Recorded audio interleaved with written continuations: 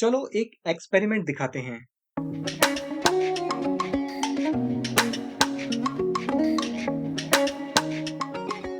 आप बताओ कि दोनों आइस क्यूब में से पहले कौन सी पिघलेगी।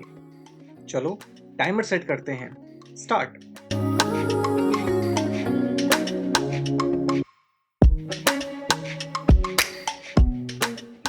चलिए तब तक इसके कालेपन की स्टोरी बताते हैं। इस आइस क्यूब को मैंने एक काले पाउडर से तैयार किया है। अब काला रंग सूर्य की ऊष्मा को ज्यादा एब्जॉर्ब करता है। इसका कारण ये है कि वे आने वाले सूर्य के प्रकाश को बिखेरता नहीं है, बल्कि उसे अपने अंदर एब्जॉर्ब कर लेता है। और रिजल्ट ज्यादा गर्मी, तो बर्फ जल्दी जल्दी पिघलने लगती है। तो देखा आपने, ये काले पाउडर वाली आइस क्यूब जल्दी पिघलने लग गई।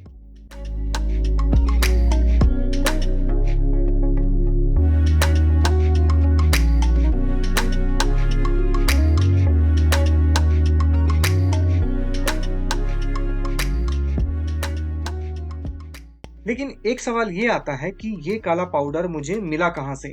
तो ये काला पाउडर मुझे मिला इस जले हुए जंगल से। ये जंगल पूरी तरह से आग की भेंट चढ़ चुका है, और ऐसा पहली बार नहीं है। हर साल हर सीजन आग लगती रहती है, और रिजल्ट, जंगल तो नष्ट होते ही हैं, साथ में प्रदूषण भी बढ़ता है और जनरेट होता है ब्लैक कार्बन।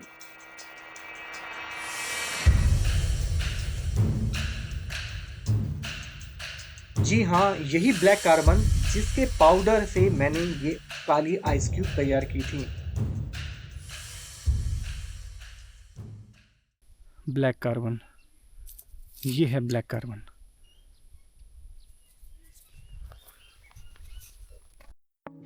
तो क्या होता है ये ब्लैक कार्बन और क्यों होता है ये इतना खतरनाक? तो चलिए ब्लैक कार्बन के पीछे की इस कहानी को चूल्हे की आग से समझते हैं।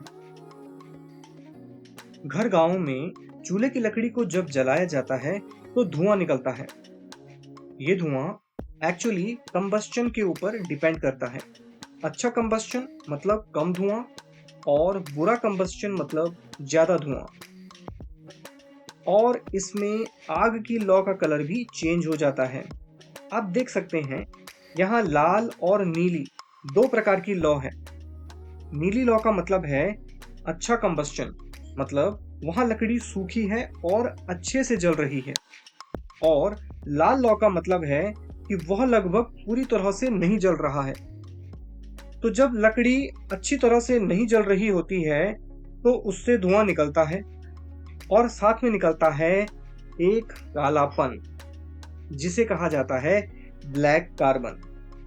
ये देखिए, अगर मैं इसके ऊपर प्लेट रखूं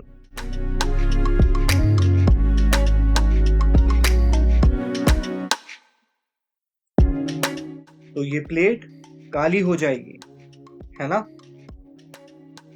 तो यही कालापन है ब्लैक कार्बन। इसे घर गांव में कालिख भी कहते हैं। जबकि यही प्लेट अगर मैं गैस के ऊपर रखूं तो प्लेट काली नहीं होगी।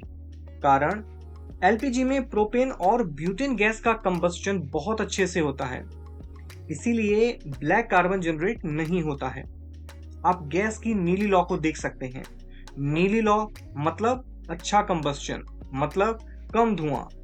तो इसीलिए घर गांव में चूल्हे की आग से बर्तन और आसपास की दीवारें जो काली होती हैं, वो एक्चुअल में सब के सब ब्लैक कार्बन से ही होती हैं।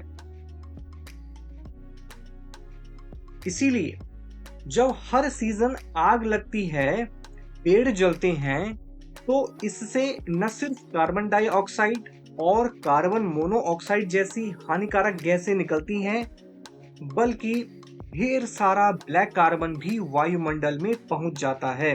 क्योंकि पेड़ बाहर से तो सूखे दिखते हैं, लेकिन अंदर से वो कच्चे ही रहते हैं, और इस वजह से ब्लैक कार्बन की भारी भरकम मात्रा वायुमंडल में पहुंच जाती है।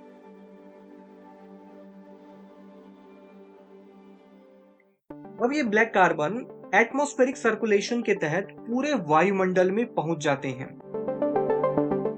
और ग्लेशियर के ऊपर चिपक जाते हैं। इससे पूरी बर्फ काली पड़ जाती है। और रिजल्ट वही जो शुरू में हमने देखा कि सामान्य बर्फ की तुलना में काली बर्फ यानी कि ब्लैक कार्बन से युक्त बर्फ तेजी से मेल्ट होने लगती है। इससे ग्लेशियर तेजी से पिघलने लगते हैं और इस प्रकार ग्लेशियर से निकलने वाली नदियों के ऊपर संकट निकट भविष्य में देखने को मिल सकता है।